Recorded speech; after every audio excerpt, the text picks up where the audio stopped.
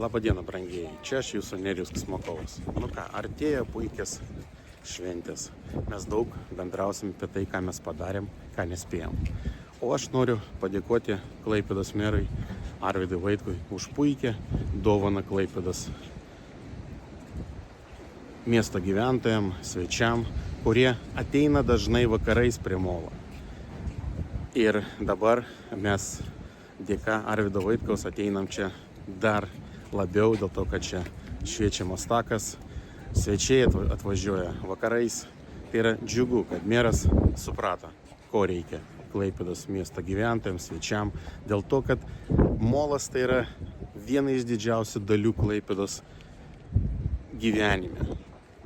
Ir aš noriu jam padėkoti ir pasakyti labai ačiū, kad jisai mato tos mažus darbelius, kuriuos jisai padaro, kurie yra verti didžiulio padėkos žodžio.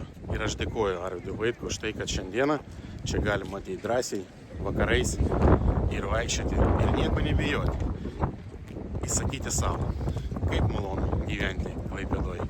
Klaipėda tai nepaprastas kraštas. Klaipėda tai yra Klaipėda. Kas žino tai patvirtins kartu su manim. Ačiū mūsų merui Arvydui Vaitkui už tokią puikią